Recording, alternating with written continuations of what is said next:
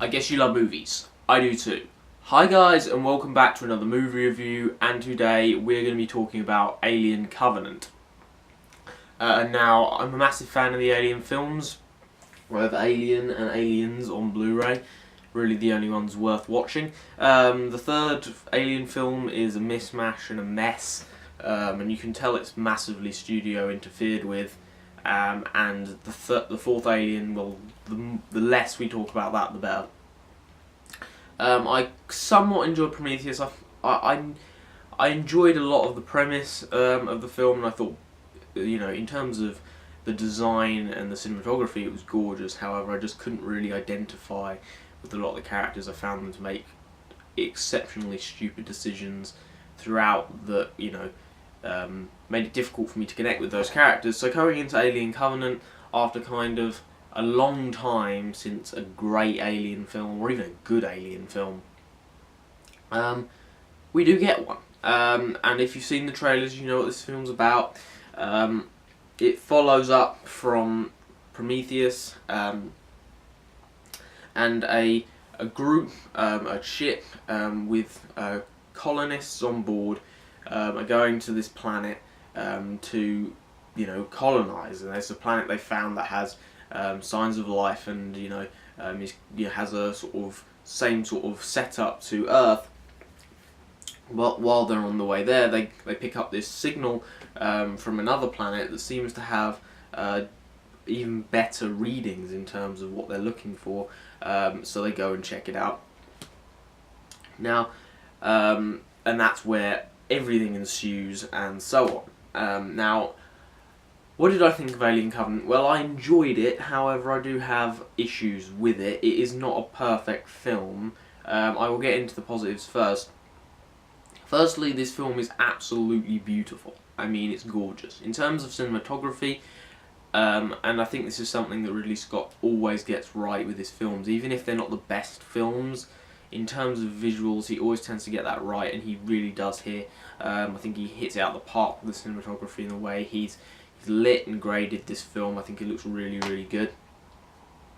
And there's a lot of really good suspenseful sequences throughout that, especially there's a certain scene, one of the first people to be infected by one of these aliens. Obviously you would expect this in a film like this, it isn't spoilers.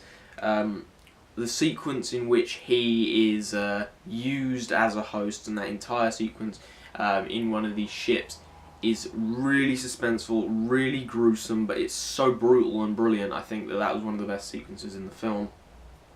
I really enjoyed that. In terms of performances, I think that the main woman in the film, I can't remember her name off the top of my head, was really good, and a few of the other characters were entertaining. However, I thought that overall they were pretty disposable. I think that the person that really stole the show here has got to be Michael Fassbender.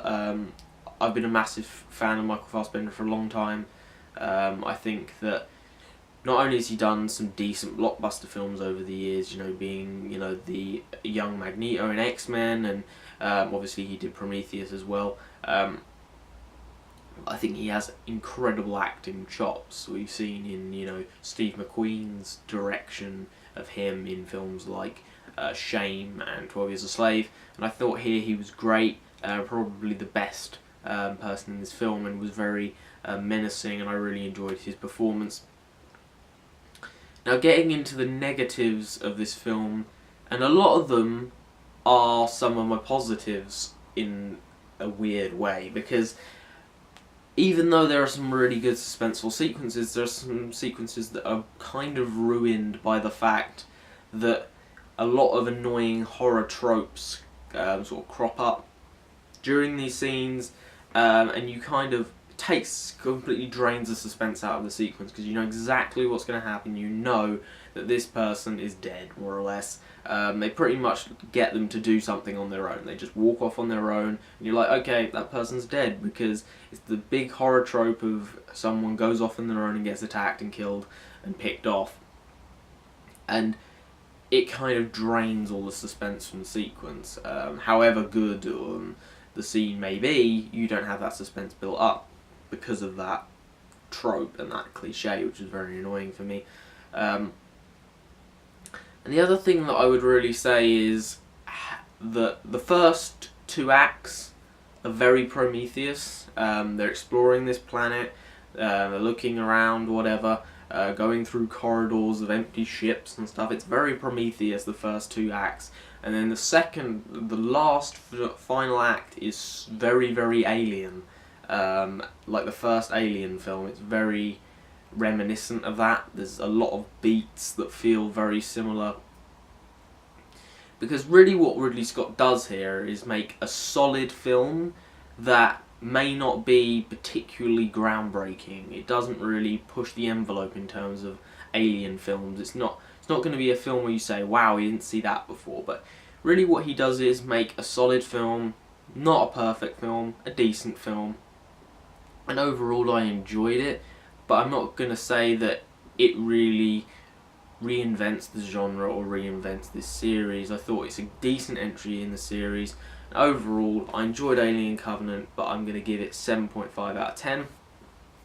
So there you go, that's my review of Alien Covenant. Hopefully you enjoyed. If you did, like, subscribe, drop your comments down in the section below. What was your favourite Alien film? What did you think of Alien Covenant if you've seen it already? If not, what are your expectations for it? Are you looking forward to it? Let me know in the comments section below. And thank you for watching, and hopefully you enjoyed this video, and hopefully I'll see you next time. Goodbye.